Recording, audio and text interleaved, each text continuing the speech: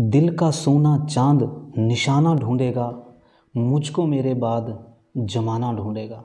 जिंदगी ऐसी बना कि जिंदा रहे दिलशाद तू, तू न हो दुनिया में तो दुनिया को याद आए तू।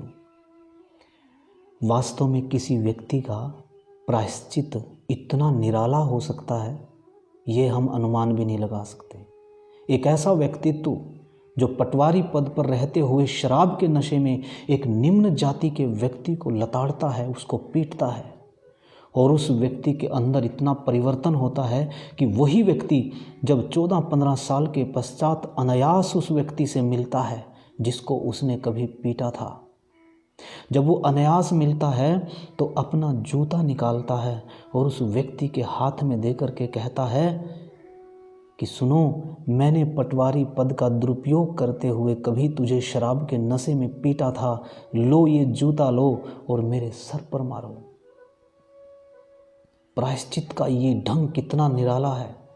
क्या व्यक्ति इतना पवित्र भी हो सकता है? ये हम अनुमान भी नहीं लगा सकते। उस व्यक्ति के अंदर इतना परिवर्तन हुआ। कौन थे वो व्यक्ति? आइए उन्हीं के विषय में थोड़ी सी चर्चा करते हैं आपके समक्ष।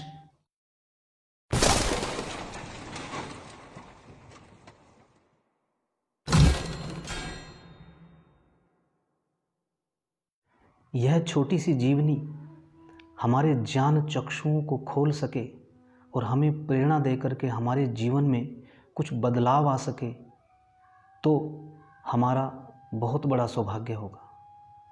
तो भगत फूल सिंह जी के विषय में छोटी सी घटनाएं आपके समक्ष रखता हूँ। वास्तव में ऐसा व्यक्तित्व आना बड़े समाज के लिए बहुत सौभाग्य की बात होती है।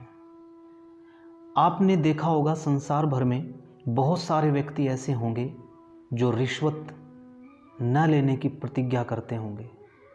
भविष्य में मैं रिश्वत नहीं लूँगा ऐसी प्रतिज्ञा करने वाले बहुत मिल जाएंगे, लेकिन ऐसी प्रतिज्ञा करने वाला शायद ही कोई आपको अपने जीवन में मिला होगा, या बड़ा ही दुर्लभ होता है ऐसा जीवन जिसने अपने जीवन में रिश्वत न लेने के साथ साथ यह भी प्रण किया कि जितनी रिश्वत मैंने आज तक ली है वह सारी की सारी वापस करूँगा। ऐसा ही व्यक्ति था भगत फूल सिंह जी। आर्य समाज के सिद्धांतों को जब उसने समझ लिया और उनको दृढ़ता से पालन करना वो सीख गए, तो उसी समय उन्होंने प्रण लिया कि मैंने अपने जीवन में बहुत गलतियां की हैं, मैंने रिश्वत ली है और ये अधर्म है। जब वेद के इन सिद्धांतों को वो समझ गया तो उसने यह प्रण लिया कि मैं जितनी भी रिश्वत मैंने ली थी वो सब वापस करूँगा। लेकिन आपको आश्चर्य होगा कि उसके पास इतना धन नहीं था। उस समय जो उसने हिसाब लगाया वह हिसाब लगभग 5,000 रुपये वापस करने थे रिश्वत के। उन दिनों में 5,000 बहुत ही अधिक राशि मानी जाती थी। तो उस व्यक्ति ने, देखिए इतना भी दृढ़ व्यक्ति हो सकता है, उसने अपने ज़मीन जायदाद बेच करके 5,000 रुपये इकट्ठा करके उसने एक एक व्यक्ति के दरवाजे पर गया और हाथ जोड़ करके उसने कहा, मैंने आपसे ये रिश्वत ली थी, आप इस रिश्वत को कृपया पुनः स्वीकार कीजिए। मुझे अपनी भूल का बहुत अफसोस है, मुझे अपनी भूल का बहुत बड़ा प्रायश्चित है और मैं प्रायश्चित करना चाहता हूँ। ऐसा व्यक्ति वास्तव में जिसने अपने जीवन में इतना बड़ा मोड़ आया हो, जिसके जीवन में इतना परिवर्तन हुआ हो, वास्तव में ऐसे व्यक्ति मिलने बड़े दुर्लभ होते हैं। इनके जीवन में एक घटना बहुत ही अविस्मरणीय है और वो घटना है सन 1916 की। 1916 में पंजाब और हरियाणा उस समय एक ही थे। पानीपत के पास एक संभालखा है, उस संभालखा में गो हत्या करने का बूचड़ खाना खोलने का सरकार ने आदेश दिया और बूचड़ खाना खोलने के लिए बहुत सारे आतताई वहाँ पर आ भी चुके थे। जिस समय फूल सिंह को यह पता लगा कि यहाँ पर संभालखा में बूचड़ खाना खोलने जा रहे हैं, तो इन्होंने लाखों बुआना के बहुत सारे व्यक्तियों को प्रेरित किया, इकट्ठा किया कि आपके यहाँ पास में ही बूचड़ खाना खुलने जा रहा है। ऐसे प्रेरित हुए वहाँ के लोग कि उन लोगों ने लाखों बुआना के व्यक्तियों ने इनकी झोली में हजारों रुपया डाल दिया। हथियार खरीदे गए और अगले दिन 20,000 व्यक्तियों के आर्य वीरों के साथ मिलकर के इन्होंने बूचड़खाने की तरफ अपना कूच किया और वहाँ जा कर के इन्होंने उनको रोका। इनकी संख्या को देख करके बूचड़खाने में आए हुए आतताई सब भाग गए। बूचड़खाना रोक दिया गया क्योंकि वहाँ पर करनाल के जिलाधीश पहुँच गए थे। उन्होंने आश्वासन दिया कि यहाँ पर बूचड़खाना अब नहीं खुलेगा। बूचड़खाना तो बंद हो गया, लेकिन भगत फूल सिंह जी पर राजद्रोह का मुकदमा लगा और इस राजद्रोह के मुकदमे को लड़ने के लिए एक भी व्यक्ति आगे नहीं आया। जब कोई आगे नहीं आया तो सर छोटू राम जो एक वकील थे, उन्होंने इनका केस लड़ा और वो जीत गए। ऐसे थे भगत फूल सिंह जी। और जिस समय 1917 में इनको वानप्रस्थ इन्होंने ले लिया 32 वर्ष की उम्र में अपनी पत्नी सहित, तब ये अपने प्रिय प्रेरणा स्रोत जो स्वामी श्रद्धानंद जी थे गुरुकुल कांगड़ी में वहाँ गए अपनी पत्नी सहित। और वहाँ गुरुकुल के जब इन्होंने वातावरण को देखा तो बड़ी प्रसन्नता हुई और वहीं से एक निर्णय लिया कि मैं भी जा कर के गुरुकुल की स्थापना करूँगा। और यहीं सोनीपत के पास भैंसवाल गांव है, वहाँ पर आकर के 150 बीघा ज़मीन दान में ली और वहाँ पर गुरुकुल की स्थापना की।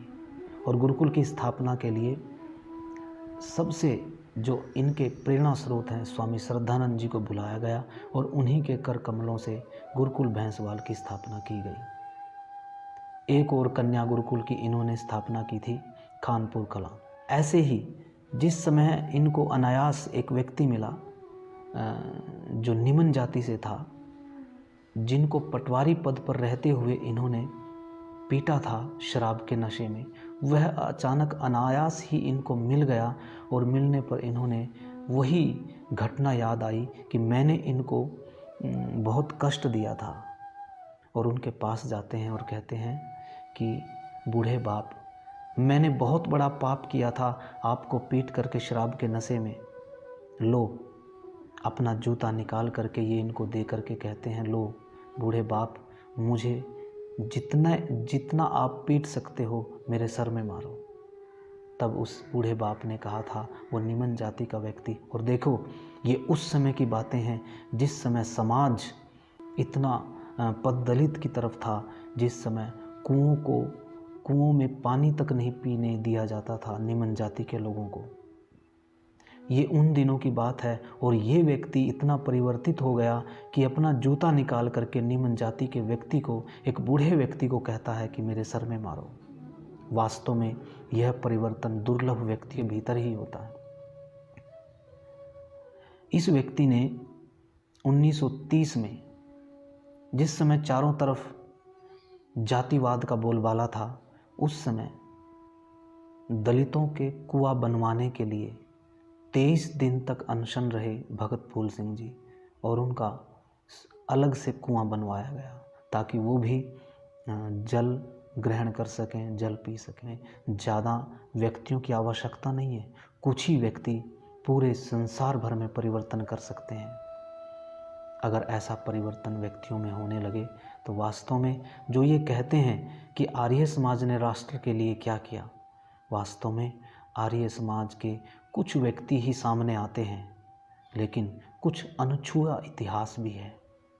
इस कार्यक्रम में मैं आपके सामने ऐसे व्यक्तियों की पूरी लिस्ट लेकर के आया हूँ जिनका कहीं आर्य समाज में नाम भी नहीं आता, लेकिन उन्होंने इस राष्ट्र के लिए अपना तन मन धन न्यौछावर कर दिया। ऐसा अपना जीवन होना चाहिए। जब हम इस प्रकार से छोटी छोटी घटनाओं से प्रेरणा लेकर के इस तरफ बढ़ेंगे, वास्तव में दूसरे व्यक्तियों को तो ऐसी घटनाओं में कष्ट लगता है, लेकिन जो व्यक्ति दृढ़ता से उस ईश्वर को अपना साक्षी मान करके, अपना मित्र मान करके इस तरफ चलता है, वास्तव में वो अपने आप में कष्ट महसूस नहीं करता। इसलिए हम सब वेद के सिद्धांतों को दृढ़तापूर्वक उन पर चलें जिससे हमारा, समाज का, परिवार का और राष्ट्र का कल्याण हो। नमस्ते जी।